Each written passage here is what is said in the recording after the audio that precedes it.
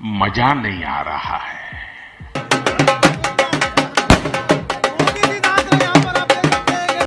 आपसे बेटर उम्मीद किए थे हम। राहुल गांधी वैसे कह रहे थे सुप्रिया जी, और वो भी संसद में कह रहे थे मेरे पास सबूत है, वो सबूत रख दीजिए। आज के भारत के मीडिया के बारे में क्या ही बोला जाए। शायद ही कभी देखा हो कि सरकार से कोई सवाल पूछती हो, लेकिन सवाल तो पूछती है, वो भी अपोजिशन से। जब भी देखो अपोजिशन को ही टारगेट करती रहती है। अगर आप इनका डिबेट देखेंगे तो लगेगा कि बीजेपी प्रवक्ता के साथ मिलकर न्यूज एंकर भी अपोजिशन से लड़ रही है। आइए ऐसा ही एक अंजना का डिबेट आपको दिखाते हैं। चैनल पर नए हैं तो चैनल को अभी सब्सक्राइब कर लें। पता नहीं आपने मेरा वक्तव्य नहीं सुना या भाजपा प्रवक्ता ने नहीं सुना। 220 पन्नों से ज्यादा का 18 CA लेक्चर्स तक का लोकसभा स्पीकर के पास पहुंच गया है। अब वो मीडिया के हाथों कैसे नहीं लगा और मीडिया क्यों नहीं दिखा रहा, ये हम नहीं जानते। पैसा ही पैसा होगा, लेकिन वो उनके पास कब का पहुंच गया है।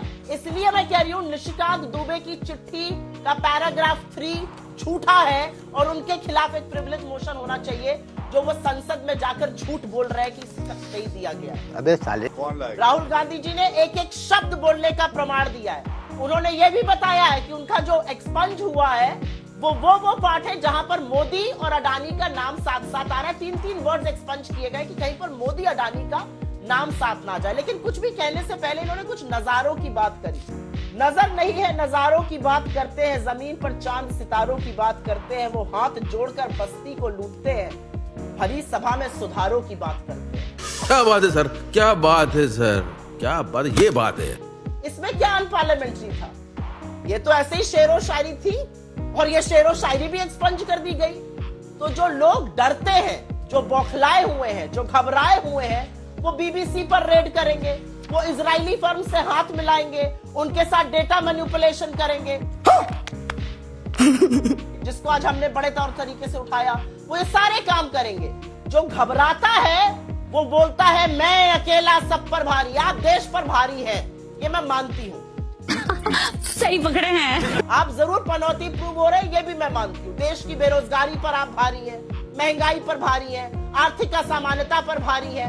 आप भारी हैं जो राजनीतिक संरक्षण मिलता है। आप भारी है उस बुलडोजर पर जो गरीब के घर पर चल जाता है और माँ और बेटी जलकर मर जाती हैं और निरीह पिता की आंखें देखी जाती है। आप भारी हैं, आप उन सब पे भारी हैं। तुम्हें शर्म है? कुछ शर्म आया है?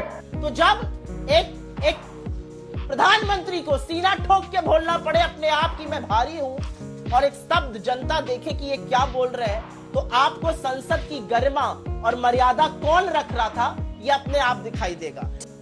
यही नहीं, अभी और सुनिए। संसद की गरिमा और मर्यादा तो तब भंग कर दी मोदी जी ने जब उन्होंने नेहरू जी का नाम लिया और ये कहा कि क्यों नहीं लगाते। क्या ये भारतीय संस्कृति, भारतीय परंपरा नहीं जानते हैं? मोदी जी किसका नाम लगाते हैं? क्यों नहीं अपने पिता का नाम लगाते हैं? दामोदर दास मोदी लिखते हैं। क्यों नहीं अपनी माँ का लगाते हैं? क्यों नहीं अपनी माँ का मेडन नाम लगाते हैं? क्या मूर्खतापूर्ण विषय रखते हैं ये लोग लाकर। तू समझा? हाँ। नहीं, तू समझा नहीं। और ये देश चुपचाप इनकी बातें सुनता रहेगा। आप अडानी का आ नहीं चू कर पाए, एक शब्द नहीं बोल पाए 2 घंटे 40 मिनट की स्पीच में। आज भी आपका सारा तंत्र जुटा पड़ा है अडानी को बचाने में। बीबीसी पर जाकर आप रेड करते हैं। आप ऐसे लोगों को पत्रकार बनाना चाहते हैं जिनको आप कहिए बैठ जाओ तो वो लौट जाए। क्या बात है? और हम बैठ के सुनेंगे। राहुल गांधी जी ने एक शब्द ऐसा अमर्यादित नहीं कहा है जिसके ऊपर कोई तीखी टिप्पणी कर सके। एक शब्द नहीं। शालीनता से one of the best speeches of parliament. लेकिन हाँ, मोदी सरकार को और अडानी की साठगांठ को बेनकाब बेपर्दा कर दिया और इसी से ये लोग बौखलाए हैं। बहुत ही बढ़िया।